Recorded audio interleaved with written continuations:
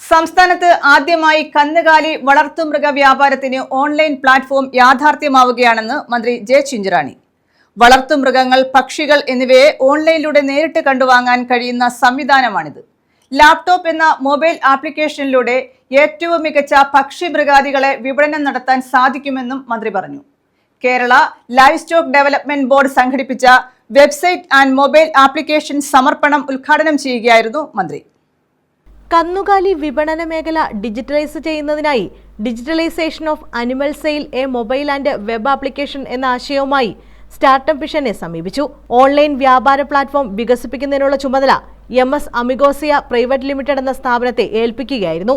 ഈ പ്ലാറ്റ്ഫോം വഴി കർഷകർക്കും മൃഗങ്ങളെ വളർത്താൻ ആഗ്രഹിക്കുന്നവർക്കും ഓൺലൈൻ ആപ്ലിക്കേഷൻ സഹായകരമാകുമെന്ന് മന്ത്രി ജെ ചിഞ്ചുറാണി പറഞ്ഞു.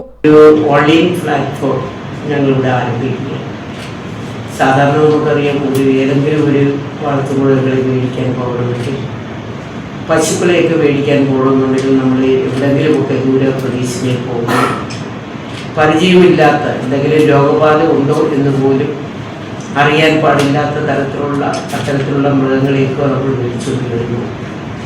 അതിലൊരു നിശ്ചിത റേറ്റുകളോ മറ്റോ ഒന്നും കാണാത്ത ഒരു സാഹചര്യമാണ് നിലവിൽ. എന്നാൽ നമുക്കറിയാം, ഒരു ഓൺലൈൻ പ്ലാറ്റ്ഫോം ആകുമ്പോൾ കർഷകർക്ക് ആവശ്യം എന്താണ് എന്ന് ചോദിച്ചറിയുന്നത്. ചിലപ്പോൾ പശുവിനമാണെങ്കിൽ ഏത് ഇനം പശു പ്രസവത്തോട് അനുബന്ധിച്ചിട്ടുള്ളതാണോ, അതോ പ്രസവിച്ച് കഴിഞ്ഞിട്ടുള്ളതാണോ, അതോ പാല് കൂടിയതാണോ, എല്ലാ വിവരങ്ങളും നമുക്ക് ഓൺലൈൻ പ്ലാറ്റ്ഫോമിലൂടെ കിട്ടുകയാണ്. നമ്മുടെ വളർത്തു പക്ഷികൾ, വളർത്തു മൃഗങ്ങൾ നമുക്ക്, അപ്പോൾ അതൊക്കെ നമുക്ക് ഓൺലൈനിലൂടെ തന്നെ അതിനെ നേരിട്ട് കണ്ട് തന്നെ നമുക്ക് അതിനെ പർച്ചേസ് ചെയ്യുവാനുള്ള സംവിധാനമാണ് നമ്മൾ ഇത്തരത്തിൽ ലാപ്ടോപ്പ് എന്ന പേരിൽ ഇപ്പോൾ ഞങ്ങളുടെ സ്ഥാപനമാക്കാം. അതെനിക്ക് തോന്നുന്നു കേരളത്തിൽ ആദ്യമായിട്ടാണ്. കർഷകർക്കും വ്യാപാരികൾക്കും ഒരുപോലെ പ്രയോജനപ്പെടുന്ന രീതിയിൽ ഡിജിറ്റൽ സംവിധാനം ഒരുക്കിയും നിലവിലുള്ള വിപണി സംവിധാനത്തിലെ പരിമിതികൾ പരിഹരിച്ച് വാങ്ങുന്നവർക്കും വിൽക്കുന്നവർക്കുമിടയിൽ സുരക്ഷിതവും സുതാര്യവുമായ ഇടപാടുകൾ ഉറപ്പാക്കുകയാണ് പദ്ധതിയുടെ ലക്ഷ്യം. കന്നുകാലി വിപണന മേഖല ഡിജിറ്റലൈസ് ചെയ്യുന്നതിനായി കേരള സ്റ്റാർട്ടപ്പ് മിഷന്റെ സഹകരണത്തോടെയാണ് നൂതനാശയം നടപ്പാക്കുന്നത്.